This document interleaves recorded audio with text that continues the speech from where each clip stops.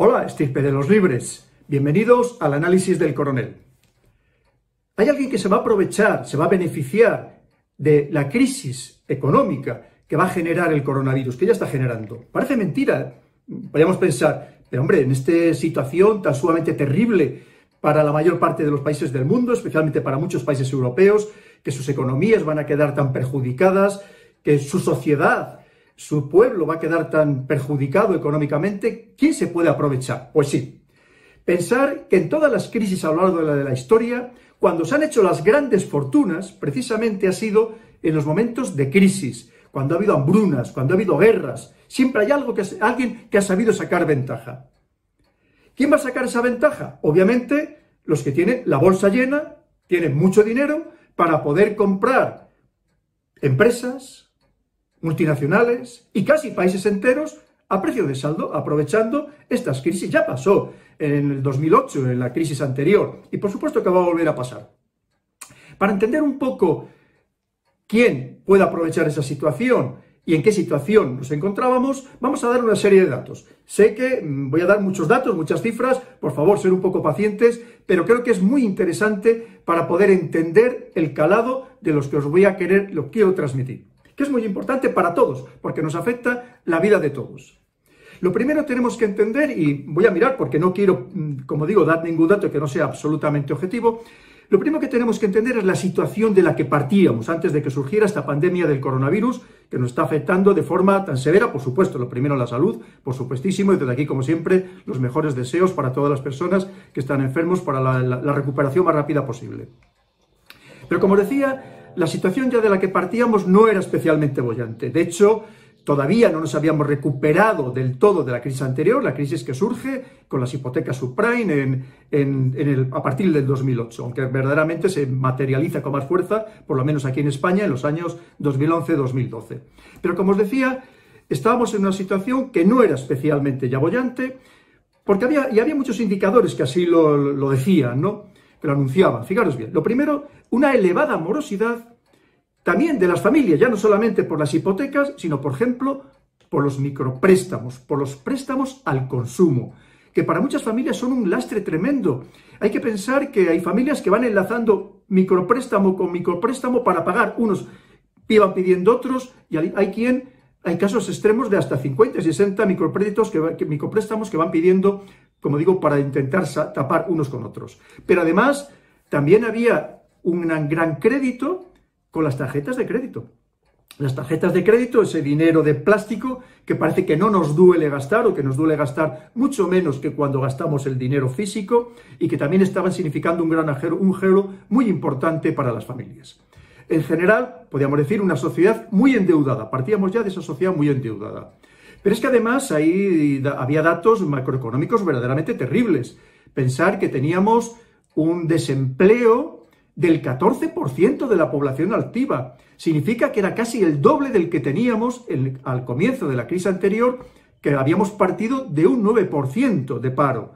14% es mucho, pero sobre todo si nos vamos a los datos del desempleo juvenil. Desempleo juvenil que, como sabéis, ya hemos superado a Grecia. Tenemos el desempleo juvenil más importante de toda la Unión Europea, y estamos hablando de un 32% de desempleo juvenil, que en algunas regiones de España llegaba a alcanzar el 50%, verdaderamente escandaloso. Pero además, con sueldos muy bajos, la mayoría de los jóvenes tienen sueldos tan bajos, que la media de los sueldos de los jóvenes, en muchos casos, es la mitad de la media de las pensiones. Es decir, esto no había pasado jamás, para que veamos que ya estábamos en una situación de fuerte debilidad socioeconómica. Pero además, si nos vamos al Estado como tal, ya no solamente a las familias, las empresas que también estaban muy endeudadas, e incluso algunas de las principales empresas españolas, incluso de las más fuertes que podíamos hablar, estaban ya también muy endeudadas. Pero fijaros bien, la deuda pública.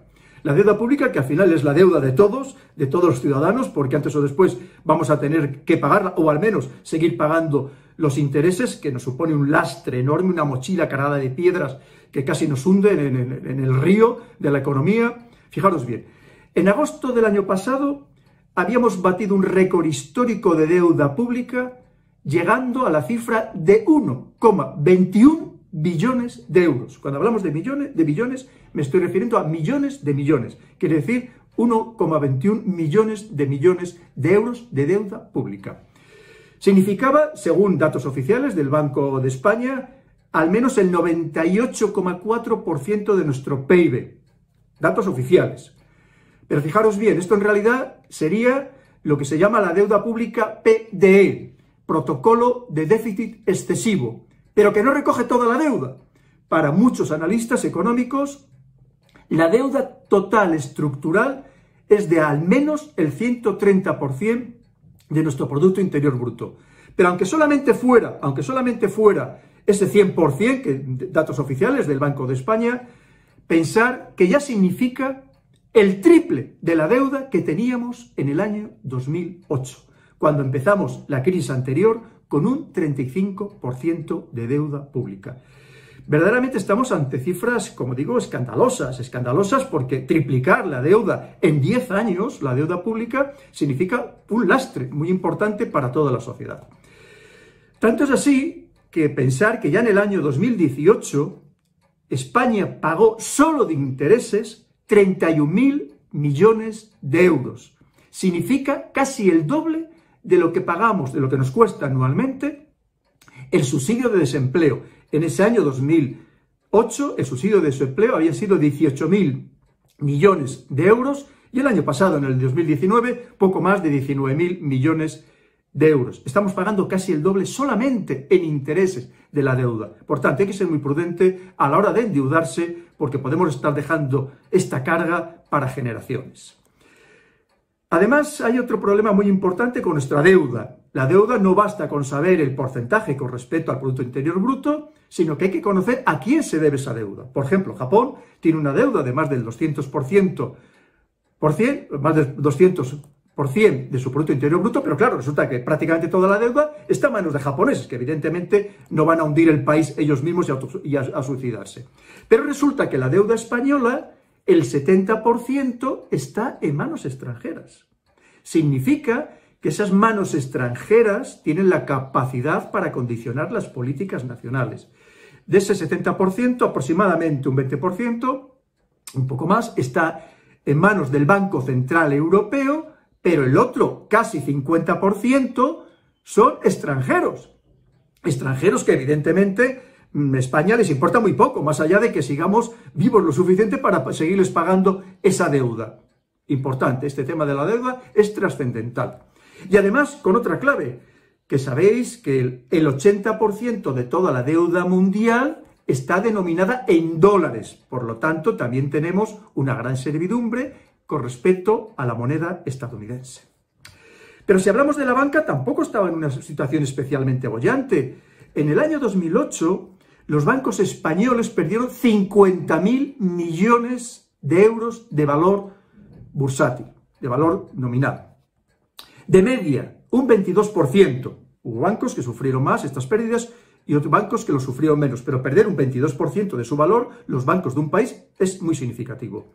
Y no solamente eso, se estima que actualmente el conjunto de la banca española arrastra más de 85.000 millones de euros de lo que se llaman activos tóxicos, de aquellos que son de muy difícil cobro. La situación, como vemos, ya partíamos de ella muy complicada.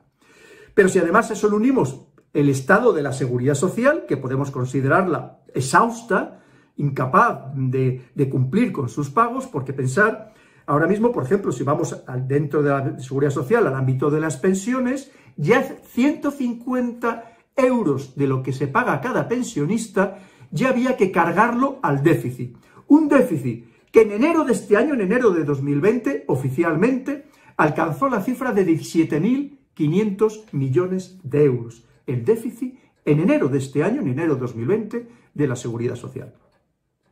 Significa que desde el 2011, hace muy pocos años, ahora mismo cada pensionista ha generado un déficit de 10.000 euros, que se dice pronto. Claro, pensar que en total, a finales del año pasado, a finales de diciembre de 2019, la deuda de la seguridad social alcanzó los 55.000 millones de euros. Cifras, como vemos, que no son en absoluto desdeñables. para nada. Claro, entonces, ¿quién se va a beneficiar de nuestra situación ahora con el coronavirus? Que vemos que la situación no está bien, pero es que además, lo vemos, no hace falta que nos lo diga ningún premio Nobel de economía ni ningún gurú. Lo estamos viendo en nuestros familiares, en nuestros amigos, en nuestros conocidos. Lo estamos viendo si alguien ha salido a la calle a comprar el pan, ver todos los restaurantes y todos los bares y cafeterías cerradas en España, con lo que eso significa. Ver el turismo parado, el turismo, que es un sector que puede significar hasta el 15% de nuestro Producto Interior Bruto. Los hoteles, pues lo mismo, cerrados. Estamos hablando de una situación pues verdaderamente compleja, en un país donde en cierto modo nos habíamos desindustrializado, habíamos perdido algunos de nuestros sectores claves, y vamos a ver cómo podemos salir de esta, que saldremos. El mensaje de optimismo, por supuesto, siempre tiene que estar ahí, porque para eso somos un pueblo muy especial que sabremos salir adelante. Pero ojo, la situación desde luego no es fácil en absoluto. ¿Quién se va a aprovechar de ella? Pues los que tienen la bolsa llena, como decía antes.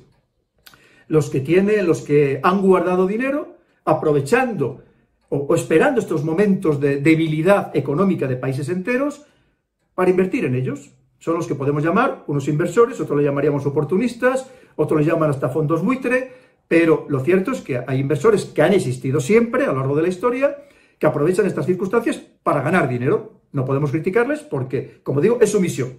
Invertir, y evidentemente van a invertir donde creen que hay rentabilidad. No son hermanitas de la caridad, ni mucho menos. Por cierto, hay que pensar que en España ha habido que pedir dinero siempre a estos inversores, pues prácticamente desde siempre en la historia. Podríamos hablar del dinero que tienen que pedir los reyes católicos para mandar a Colón a América, de que descubra América. Podríamos hablar de Felipe II, podríamos hablar del dinero que hay que pedir prestado para sostener los tercios de Flandes, y así podríamos continuar en tantos otros casos. Quiere decir que esto tampoco es nuevo, ni muchísimo menos. Y también quiero decir una cosa para aclararlo y dejarlo perfectamente matizado, que esto no es ir en contra de ningún gobierno, ni muchísimo menos. Pensar que ahora mismo estuviera quien estuviera en el poder, en el gobierno, en España, en cualquier otro lugar, cualquier otro país afectado severamente por el coronavirus, desde luego la situación no iba a ser fácil, ni mucho menos. Esté quien esté. Entre otras cosas, porque la dinámica mundial, las claves geopolíticas, constriñen la política nacional, limitan la acción de poder de los gobiernos, porque al final estamos, como digo, vivimos en un mundo muy globalizado, queramos o no, que nos condiciona en todos los sentidos. Y no tengáis ninguna duda que estuviera un gobierno, estuviera otro, estuviera un partido político, estuviera otro en el poder, lo cierto es que las políticas que van a poder aplicar al final, las diferencias serían mínimas. En muchos casos, cuestiones de maquillaje, cuestiones un poco aparentemente más externas, pero en lo macro, en lo estructural, probablemente las políticas serían muy similares, si no exactamente iguales. Porque, como digo, al final la Unión Europea y el resto del mundo, Estados Unidos, la economía mundial, como luego veremos, nos va a condicionar en todos los frentes. También eso quiero dejarlo claro. Pero en definitiva, ¿quién se va a beneficiar del coronavirus, de esta crisis del coronavirus, de esta crisis económica? Pues básicamente podríamos dividirlo en tres grupos. Por un lado, los estados, aquellos estados que tienen fondos soberanos muy potentes y que precisamente también están al acecho para invertir y sacar beneficio para su país y para sus ciudadanos. Por otro lado, ¿quién? Estaríamos hablando de estos grandes grupos de inversión, también algún banco, pero de los grandes grupos de inversores, grandes grupos de capital riesgo, que por cierto son los que verdaderamente manejan la economía mundial. Y finalmente también pues, inversores individuales, también hablaremos de alguno. Si hablamos de los fondos soberanos, pues a lo mejor os voy a sorprender si os digo cuál es el principal fondo soberano del mundo. Algunos, los más avezados en temas económicos, los podéis conocer, pero seguramente la mayoría pues, os sorprenderá. Porque si os digo fondos soberanos, pues a lo mejor podéis pensar, bueno, Arabia Saudí, que siempre hemos oído, que invierte mucho, los países del Golfo. Pues no, el primer fondo soberano del mundo es el noruego, el de Noruega. Se llama el Fondo Gubernamental de Pensiones, que tiene ni más ni menos que capacidad para invertir por valor de 1 billón de euros. 1 billón de euros. Prácticamente todo el Producto Interior Bruto anual de España. He de decir que Noruega ha sabido hacer muy bien sus deberes. Fijaros que estamos hablando del principal fondo soberano del mundo y son apenas 5,5 millones de habitantes. Pero ha sabido muy bien rentabilizar todos los recursos que ha obtenido con los hidrocarburos procedentes del Mar del Norte. Además, os voy a contar una anécdota, que ya sabéis, estas anécdotas mías ya de coronel viejo o de viejo coronel, con respecto a Noruega. Noruega es un país al que quiero muchísimo porque me pasé prácticamente todo el año 1993 en Noruega, especialmente en la zona del Ártico, lo recorrí de punta a punta y es un país verdaderamente espectacular, de una belleza que asombra tanto en invierno como en el momento del deshielo, como luego en el verano, es verdaderamente precioso y os recomiendo que lo visitéis al que no lo haya hecho. Y además, por otro motivo, que es que lo considero casi mi segundo lugar de nacimiento. Os sorprende, ¿verdad? Claro, pero ¿por qué? Porque resulta que en el año 2004 yo volví a nacer en Noruega, concretamente en Stavanger, por unos problemas que tuve de salud cuando hacía ahí unas prácticas en una base de la OTAN, que hay ahí precisamente en Stavanger, y me salvaron la vida in extremis en el que probablemente sea uno de los mejores hospitales del mundo allí en esta ciudad de Stavanger, que es una de las más importantes de toda Noruega. Por lo tanto, como os digo, es un país al que tengo muy especial cariño, como podéis comprender con todo lo que os acabo de contar. Bien, el segundo fondo soberano del mundo es China, que también, por supuesto, tiene una capacidad importante para seguir invirtiendo. De hecho, hace muy pocos días nos hemos enterado que ha llegado a un acuerdo con Hungría para que Hungría construya, prestándole dinero, para que Hungría construya un ferrocarril de alta velocidad entre Budapest y Belgrado. El dinero, desde luego, al final es lo que manda. Recordad lo que siempre pongo en mis libros, la primera máxima, el dinero manda. Y es así. Y el que tiene el dinero, pues tiene una capacidad de influencia en todos los órdenes, pues máxima, la total. Pues en este caso, el Fondo Soberano de China, estaríamos hablando de unos 900.000 millones de euros. Una gran potencialidad, que además hay que unir con todas las divisas que ha ido acumulando, dólares, también euros. En dólares se estima que puede tener casi 4 billones de dólares guardados y además también es un tenedor importante de la deuda, de los bonos del Tesoro estadounidense y por lo tanto pues también eso le permite pues ejercer gran presión geoeconómica en todo el mundo. El tercer fondo, pues un pequeñito país, el de Abu Dhabi. Abu Dhabi, que sabéis que es uno de los 7 emiratos que componen los Emiratos Árabes Unidos, en este caso es verdad que es el emirato más grande, pero que tiene ni más ni menos que 800.000 millones de euros para invertir. El siguiente sería Kuwait, unos 600.000 millones. El siguiente sería Arabia Saudí, con unos 450.000 millones, y ha bajado porque lo ha notado, ha reducido su fondo soberano, primero por la guerra de Yemen, que le supone una grandísima sangría económica, y también por la bajada de los precios del petróleo. Pero aún así sigue siendo, evidentemente, pues un fondo muy importante. Podríamos seguir, por ejemplo, con el Qatar. Y al final, ¿qué estamos hablando? Hemos hablado de Noruega, hemos hablado de China y hemos hablado de los países del Golfo Pérsico, los que han podido acumular tanto dinero, pues gracias a la venta de los hidrocarburos. Claro, esto que os he comentado de Abu Dhabi, de Kuwait, de Arabia Saudí, de Qatar, es que ya tiene grandísimos intereses en España. ¿Por qué me voy a centrar en España? Vamos a dejar un poco al margen Europa, nos vamos a centrar en España. Tiene grandísimos intereses en España y han comprado acciones en algunas de nuestras principales empresas y sociedades. Fijaros bien, por ejemplo, el Fondo Soberano que os acabo de comentar de Arabia Saudí tiene inversiones destacadas en compañías que os suenan a todos, como puede ser Uber, SoftBank o la empresa de cruceros Carnival. Pero es que ya hace muy pocos días, el 9 de abril, invirtió más de 900 millones, que para ellos es, como vemos, casi una propina, en petroleras europeas, aprovechando precisamente los desplomes bursátiles de las petroleras europeas, como sabéis, provocados por esta bajada tan sumamente abrupta, esta caída en picado de los precios del petróleo, pues compraron, por ejemplo, acciones importantes en la Shell anglo-holandesa, en la Total francesa y en la Eni italiana. Y lo mismo, por supuesto, van a hacer con España, con todo lo que puedan, evidentemente, todo lo que se les deje. Pues es normal, como digo, ellos son los que tienen el dinero, los demás lo vamos a pasar mal, vamos a tener que vender nuestras empresas o participaciones de estas empresas y vamos a tener que pedir una deuda enorme, pensar que probablemente se estima que vayamos a tener que pedir una deuda añadida a la que ya teníamos que colocar todos los años en los mercados internacionales, una deuda añadida de entre 150.000 y 200.000 millones de euros, más a la que, como digo, ya pedíamos o intentábamos colocar todos los años en los mercados internacionales. Si hablamos, os he comentado, por ejemplo, este fondo de Abu Dhabi, que se llama, es una empresa que se llama Mubadala. Bueno, pues esta empresa ya es prácticamente la propietaria de Cepsa. Está participada al 100% por esta empresa Cepsa, Y decís, hombre, pero si CESA, pero si es la compañía española de petróleos, sociedad anónima, pero que esto de española ya que tiene, pues como vemos, os va a sorprender, las grandes empresas españolas ya tienen bastante menos de españolas de lo que podíamos pensar, incluso aquellas que estimábamos que eran nuestras principales empresas nacionales. Ahora ya hemos acabado con los fondos soberanos y vamos a los grandes grupos de inversores, los grandes grupos de capital riesgo, que además, entre otras características, ya no solamente es que sean tan poderosos, que son los verdaderos dominadores de la geoeconomía mundial, sino que además es muy difícil saber quién está detrás, porque son estos grupos, son personas que aportan un dinero a estos grupos para recibir, por supuesto, luego sus intereses, sus réditos, pero que en muchos casos es muy difícil saber quién está exactamente detrás o quién son los partícipes de estos grandes grupos de inversión. Bien, son tan importantes, sobre todo en el mundo anglosajón, que es el gran dominador todavía de la economía mundial. Veremos a ver hasta dónde va a llegar China intentando hacerles esa contra, pero de momento son los grandes dominadores de la economía mundial. Son tan importantes para Estados Unidos y para el Reino Unido que, fijaros bien, los fondos de inversión en Estados Unidos significan más del 100% de todo el Producto Interior Bruto de Estados Unidos, y en el caso del Reino Unido casi el 60%, exactamente el 58%, para que os deis cuenta del poder que tienen estos grupos que, como digo, superan al de estados enteros. Y ahora os voy a dar datos que son verdaderamente llamativos.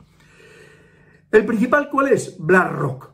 BlackRock, estadounidense, gestiona fondos por valor de más de 7,5 billones de dólares. Significa que, para hacerlo de una manera burda, que podría comprar España durante 6 años porque tendría fondos suficientes. Para decir, porque es que 6 veces el Producto Interior Bruto anual de España, para que os deis cuenta de la inmensa fuerza que tienen estos países. Estos fondos de inversión. El siguiente, otro estadounidense, Vanguard. Fondos por valor de 5 billones de dólares. Recordad siempre, millones de millones. El siguiente, State Street, también estadounidense, 2,8 billones de valor de su gestión de fondos. El siguiente, Fidelity, también estadounidense, y también gestiona fondos por valor de 2,5 billones de dólares. Como veis, cantidades gigantescas que superan con mucho la mayoría de los productos interior bruto de los países, de la mayoría de los países. Si hablando un poco más de este grupo de BlackRock, como decía, es el mayor gestor de fondos de todo el mundo, con estas inversiones, como decía, 6 veces el Producto Interior Bruto de España, pero que además, por si fuera poco, tiene acciones importantes en las principales agencias de rating. Estas agencias, que la habéis oído nombrar, de calificación de riesgo financiero asociado al crédito, esas que nos dicen, este país ahora está en BP++, o ahora ha subido, le damos una A y sube un poco de nivel, que al final es lo que dice, lo que indican estas agencias de rating, es lo que indican a los inversores si deben invertir o no deben invertir en ciertos países o en qué momento concreto deben invertir. Si resulta que los propios inversores a su vez gestionan o en cierto modo influyen sobre las agencias que van a determinar dónde se debe o no se debe invertir, pues imaginaros el poder que eso significa. Y por ejemplo, en este caso, BlackRock tiene acciones importantes en Moody's, una de las 3 grandes agencias, y en Standard & Poor's. Si eso lo unimos con lo que se llama la otra, que forma las Big Three, las 3 grandes agencias de rating, de calificación de riesgo financiero, que es Fitch, pues resulta que entre las 3, ni más ni menos que controlan el 95% del mercado financiero mundial, el 95%, es decir, prácticamente la totalidad.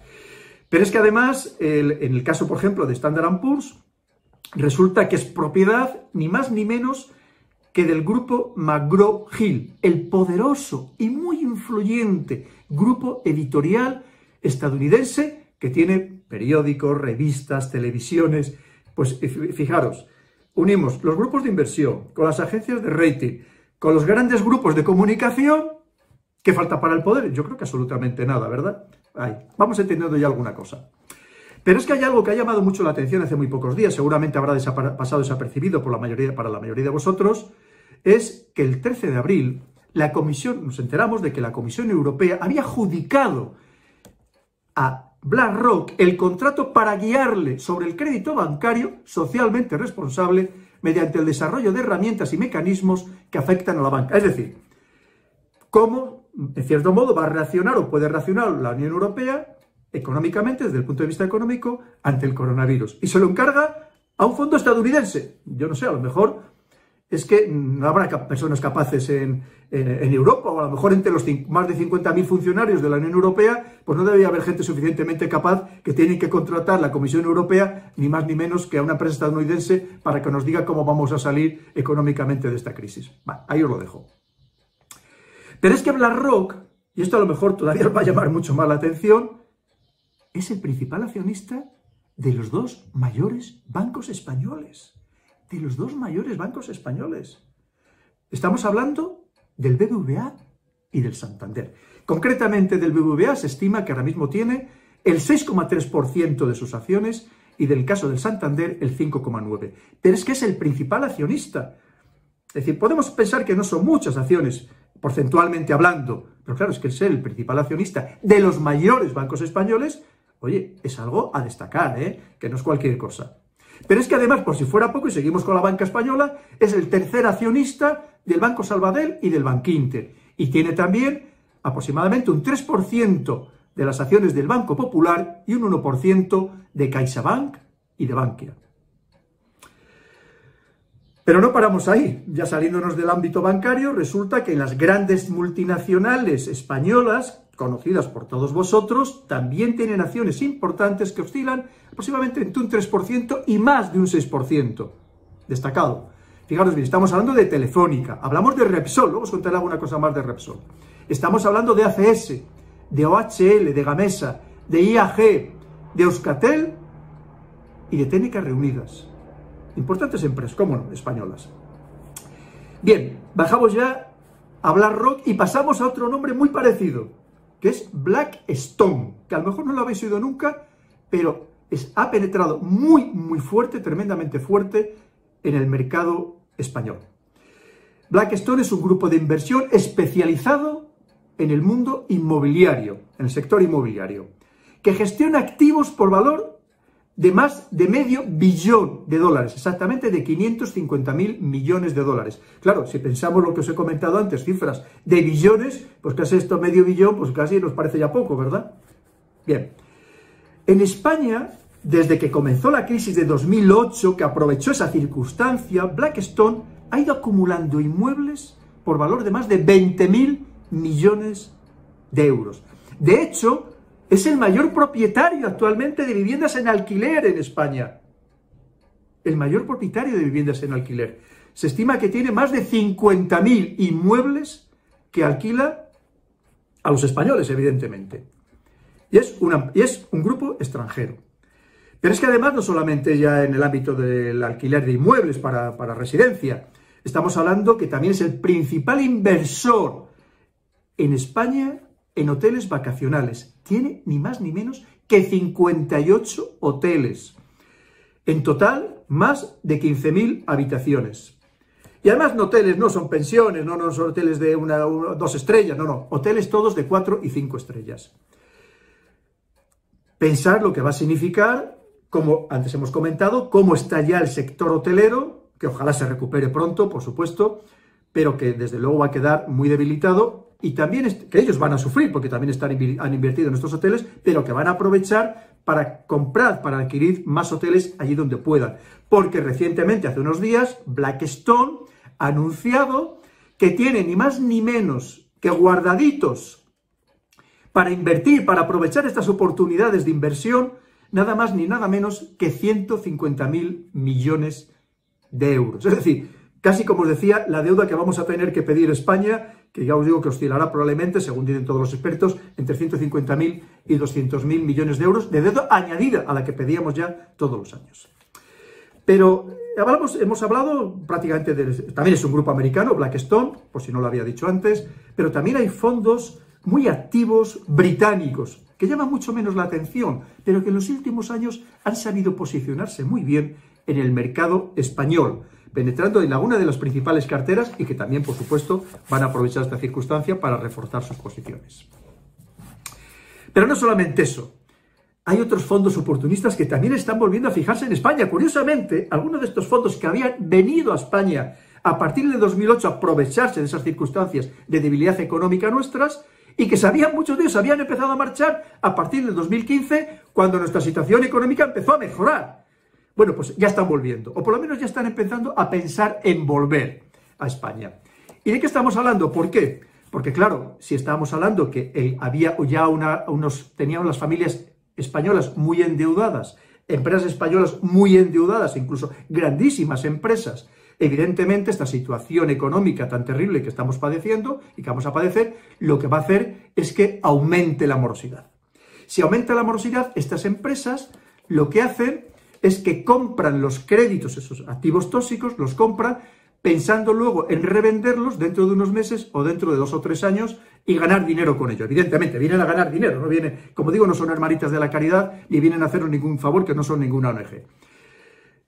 Recordemos, el aumento de la morosidad en familias, en pequeñas y medianas empresas, en grandes empresas, y sobre todo pensar eso en el ámbito del inmobiliario y de los hoteles.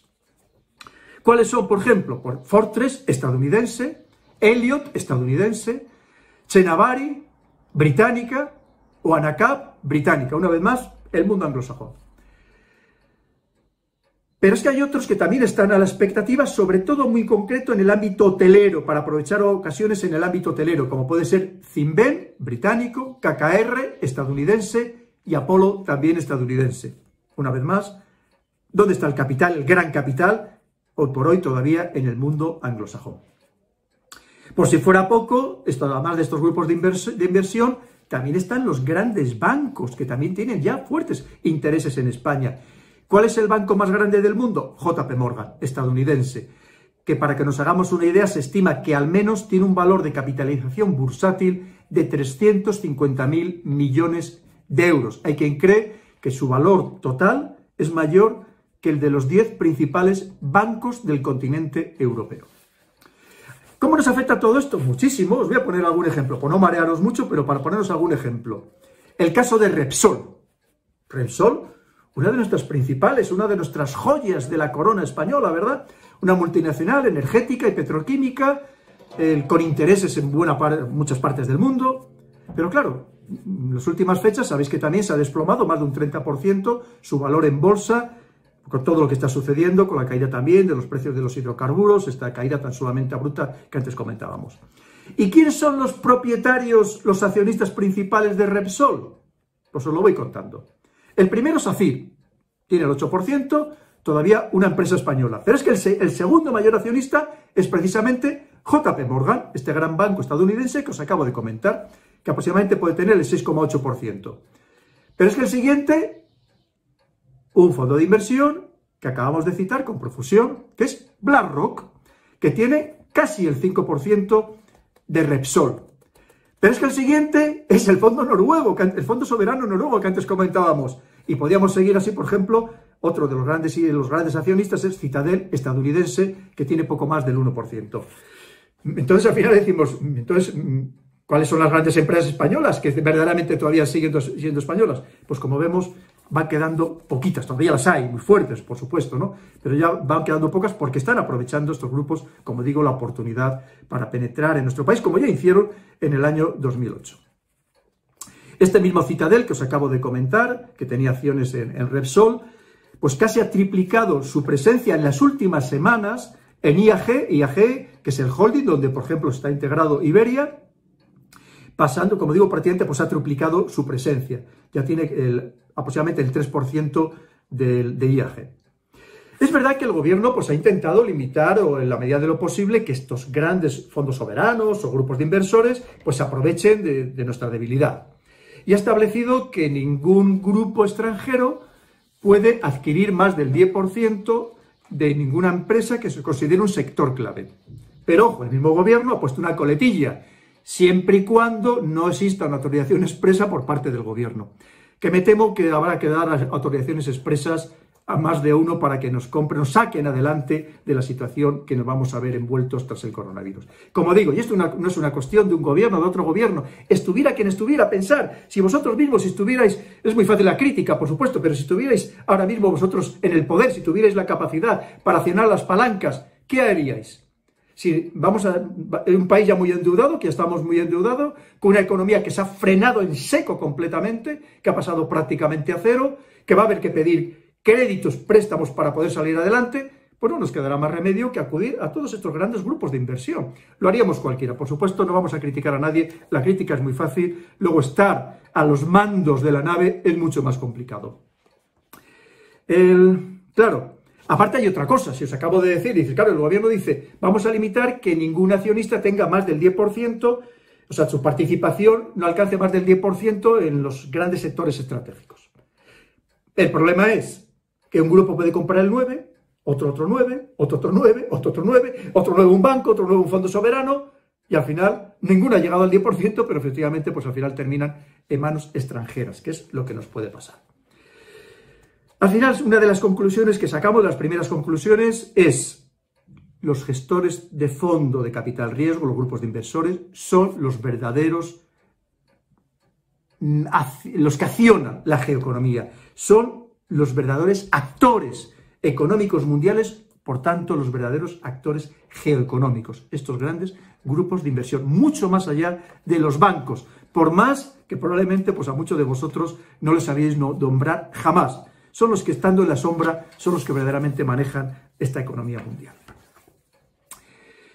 Pero también hemos hablado de los fondos soberanos, los estados, hemos hablado de los grandes grupos de inversores y podríamos hablar de los inversores particulares.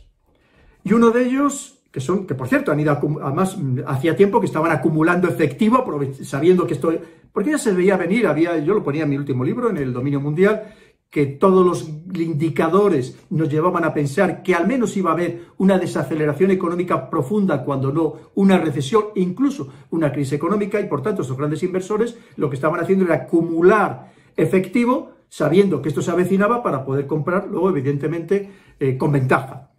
Y uno de estos grandes inversores mundiales, para unos un inversor, para otros un especulador, para otros un filántropo, probablemente un poco de todo, es George Soros. Ahora mismo no vamos a hablar de él, porque me gustaría hacer un programa solamente dedicado a George Soros. Solamente os adelanto una cosa muy en confianza. Acercaros un poco más. Muy en confianza. Sí, acercaros. George Soros, su capacidad de influencia mundial, incluso en Europa, es verdaderamente impresionante. Cómo controla medios de comunicación, televisiones, periódicos físicos y digitales, páginas web que tratan de temas internacionales, think tank que teóricamente son independientes y algunos muy prestigiosos, e incluso algunos de los analistas que presumen de más independencia, porque maneja tanto dinero, sabe moverlo tan bien y ha tejido unas redes tan importantes en todo el mundo que, como digo, su influencia es verdaderamente temida y temible. Algún día probablemente hablaremos en profundidad de George Soros, si es que nos dejan. Bien, todo esto al final, ¿cómo nos afecta? Pues fijaros bien. Los préstamos internacionales, en realidad, hay quien cree que no se prestan para ser devueltos, sino para que no lo sean. Para sacar rentabilidad de ellos, con intereses en algunos casos elevados, para ir casi depredando a los países o a la multinacional a la que le prestan el dinero, pero sobre todo porque mientras los países no devuelvan el dinero, quedan sometidos a la voluntad, al arbitrio de estos grandes inversores. Al final se debe tanto dinero que estos inversores tienen una capacidad para influir en la política nacional, para influir en las decisiones de nuestros gobernantes, que es verdaderamente alucinante. Como digo, esto no es nuevo, ni muchísimo menos. Esto ya os he comentado, que ha pasado a lo largo de la historia. No es nuevo, como digo. Pensar bien, y os voy a dar solamente una frase que decía, ya en el siglo XVIII, el banquero alemán que fue el fundador de la dinastía Rothschild, decía: dadme el control del suministro del dinero de una nación y no me importará quién haga sus leyes. Al final, el que pone el dinero es el que condiciona, como digo, la política nacional, absolutamente todo. Y por eso decía, lo repito otra vez, dadme el control del suministro de dinero de una nación. Y lo demás no me importa, ni quién gobierne, ni quién haga las leyes, ya me encargaré yo de controlar el país. Ya lo decía también el segundo presidente de Estados Unidos, John Adams, que decía, hay dos formas de esclavizar un país. Una es la espada, la otra, la deuda. ¿La espada o la deuda? Hoy en día no interesa esclavizar ningún país desde el punto de vista militar, y menos a un gran país. Porque aquello además significaría pues, un enfrentamiento militar que también tiene un coste, luego habría que sostener a la población aunque se lo hubiera dominado, en fin. Hoy en día, ¿cómo se hace el dominio? A través de la economía, de instrumentos económicos, y la deuda es el gran instrumento económico. Y fijaros bien, esto nos lo decía también ni más ni menos que el segundo presidente de Estados Unidos hace ya también unos cuantitos de años. Quiere decir que esto, como os digo, no es nuevo, pero lo cierto es que la deuda es un gran instrumento de coacción luego sobre los gobiernos. Porque hay que seguirla pidiendo, además. Y hay otra parte interesante. Pensar que, además, estos grandes grupos son especialistas en convencer a las naciones, a los países, de la necesidad de seguirles pidiendo dinero. Esto tampoco es nuevo. Con lo cual, para el gobernante de turno, y más en una de las democracias liberales que tenemos esta alternancia política, que sabe que a lo mejor con mucho van a estar en el poder 4 años o incluso menos, igual tiene una moción de censura y dura menos, ¿qué les importa? En principio, no nos engañemos, su propia supervivencia política. Y por tanto, pedir para que el pueblo entienda que se están intentando solventar, al menos de manera temporal, a corto plazo, los problemas. Pero claro, el problema es que pidiendo esa deuda se están creando problemas a medio y a largo plazo. Y estamos probablemente creando problemas para generaciones enteras. Y lamentablemente, pues algunos políticos en todo el mundo, no estamos fijándonos en ninguno en particular, pues caen en esa trampa, piden ese dinero a estos grandes inversores y a partir de ahí se convierten en títeres verdaderos, manejados por estos grandes capitales mundiales. Hay otra parte muy interesante. Otro de lo que vemos que puede ser ya la consolidación absoluta dentro de esta nueva sociedad que se va a crear aparentemente tras la crisis del coronavirus es la implantación ya prácticamente total, como os decía, del dinero digital, del dinero de las tarjetas, del pago con tarjetas de crédito, la desaparición del dinero físico. Con todo lo que ello significa, que va a ser otro instrumento también para controlar las poblaciones, porque a través de lo que pagamos también se puede conocer muchas cosas de nosotros. Se puede saber hasta si estamos enfermos, dependiendo si vamos a la farmacia a comprar ciertos productos, o si lo compramos, los alimentos que compramos en donde sea, en el supermercado o la tienda del barrio, y pueden saber si somos celíacos, si tenemos intolerancias de cualquier tipo, en fin. Nos pueden también, es una manera de pagar con tarjetas de crédito, de todavía controlarnos más de lo que ya nos controlan, sobre todo con estos aparatitos que son los teléfonos móviles. Pero, ¿qué va a significar este pago con tarjeta de crédito? Bien, seguro que vosotros, no hace falta que recurráis a mirar ahora mismo vuestra tarjeta de crédito o de débito, pero os recordaréis lo que ponen todas ellas, ¿verdad? Al final, ¿a través de qué pasarela se paga con este dinero digital?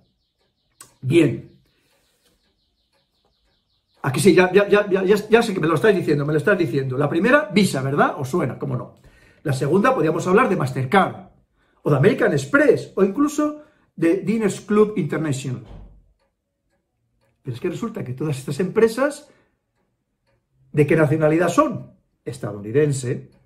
Una vez más, es al final someternos a este mundo económico anglosajón que, como digo, sigue dominando hoy por hoy todavía el mundo. Y yo digo, es que no podemos hacer algo en Europa para tener nuestras propias pasarelas pues, de pago, pues a lo mejor no. Cosa que me llama mucho la atención, pero bueno. Pero es que incluso otro de las cosas que nos está casi imponiendo obligatoriamente, o nos impone obligatoriamente, este confinamiento, o nos ha impuesto, a ver si se acaba ya pronto de una vez por todas, es las compras a través de Internet. Y muchas personas, cuando compran, están pagando ¿con qué? Están pagando, además de con esas tarjetas de crédito, están pagando con PayPal, efectivamente, que resulta que también es una empresa estadounidense, ¿vale? Y yo me digo, ¿pero es que los europeos no seremos capaces de despertar de una vez por todas? Es pero que nosotros que hemos sido el centro del mundo, pero ¿cómo nos hemos ido dejando comer la merienda de esta forma por unos y por otros? Es que a mí me sigue llamando mucho la atención. O a lo mejor es que hay tantos intereses creados en Europa que es muy difícil desprenderse de ellos, y hay muchos a lo mejor a los que no le interesa que nos desprendamos de ellos.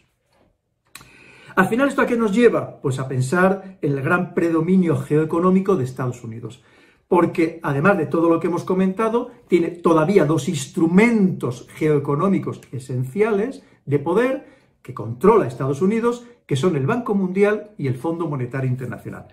Por hacerlo muy brevemente, el Banco Mundial y el Fondo Monetario Internacional, ¿dónde tienen su sede no por casualidad? Anda, en Washington, a muy pocos metros de la Casa Blanca. Qué interesante, ¿verdad?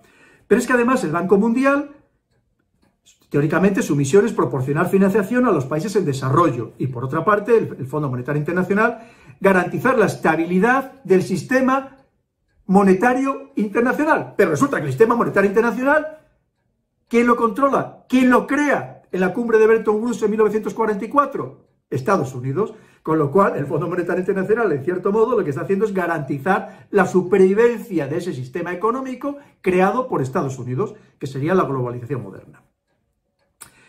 Por supuesto, el Banco Mundial está fuertemente controlado por Washington y, de hecho, su presidente siempre ha sido estadounidense. ¡Qué casualidad! Y por si fuera poco, Estados Unidos, obviamente, ya que lo crea él, pues se reserva el derecho de veto.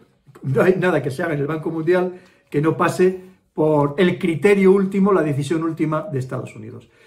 El Fondo Monetario Internacional, pues 3/4 de lo mismo. De hecho, es muy criticado, ha sido muy criticado por las condiciones que ha impuesto a muchas naciones, a muchos países, para el pago de la deuda, o para concederles nuevos préstamos, países que se han tenido que someter. Últimamente tenemos el caso todavía hasta de Argentina, un país que yo creo que odia profundamente al Banco Monetario Internacional, pero que le tiene que seguir pidiendo préstamos. Sabéis que hace muy pocos días el gobierno argentino ha declarado que no tiene capacidad para pagar la deuda pública, la deuda que está en manos también de tenedores extranjeros, y que por tanto pues, va a tener que recurrir otra vez al Fondo Monetario Internacional. Pero recientemente también pues, la ha pasado, por ejemplo, a Ecuador con Lenín Moreno, que ha necesitado también pedir un préstamo. Y así podríamos hablar de tantos países. Hay que pensar que ya podríamos hablar de casi un centenar de países, casi un centenar, al menos 80, que han tenido que pedir préstamos al Fondo Monetario Internacional. Casi nada. El poder que se tiene a través de estos instrumentos geoeconómicos.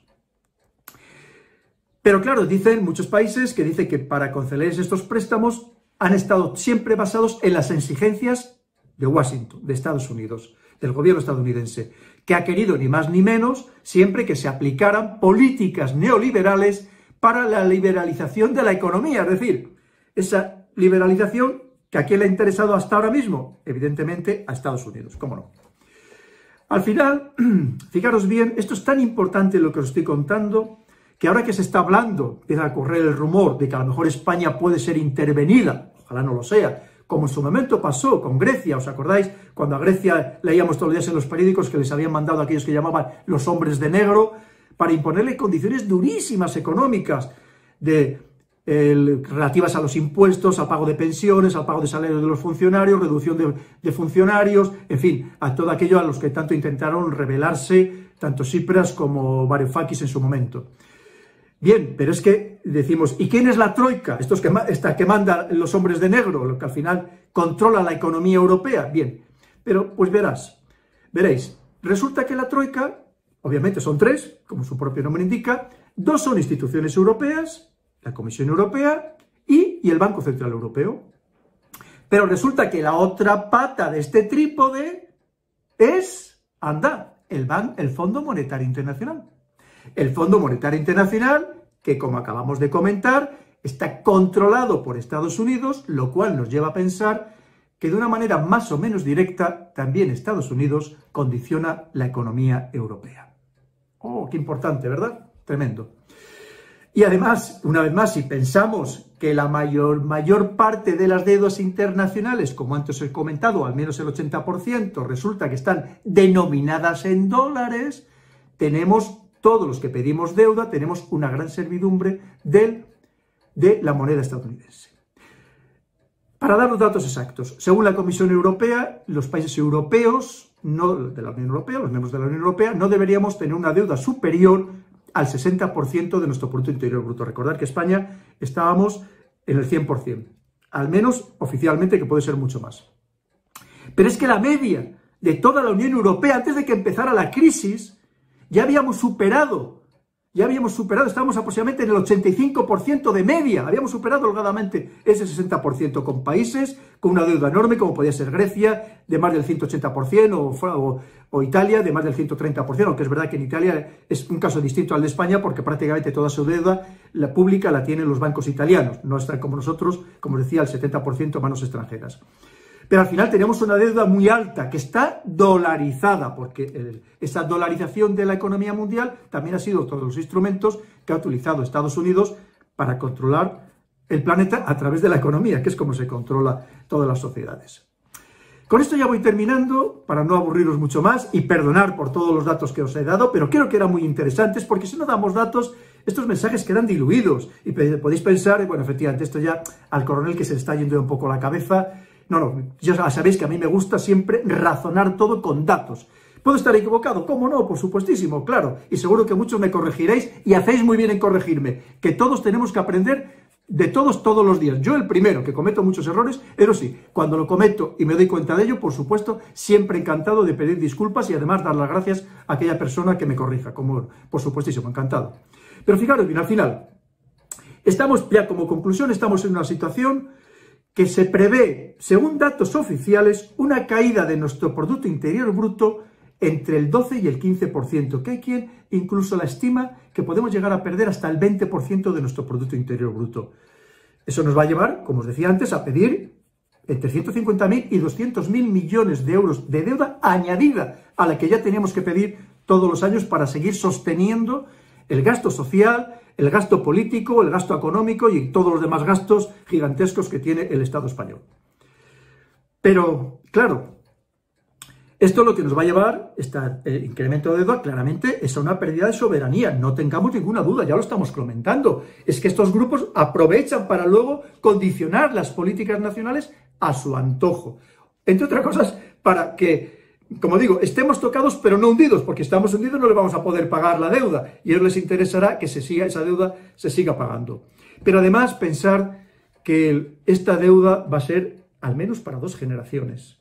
Ya no solamente para nuestros hijos, probablemente, seguramente, va a llegar hasta nuestros nietos. Y por tanto también tenemos que ser muy prudentes a la hora de saber lo que se pide y cuánto se pide. No caer en pasiones temporales, en pasiones cortoplacistas y embarcarnos en deudas que desde luego nos puede costar un sacrificio enorme a medio y a largo plazo para todo el país y dejar todavía la situación al final todavía mucho peor de lo que se ha querido solventar con estas solicitudes de préstamos, de deuda.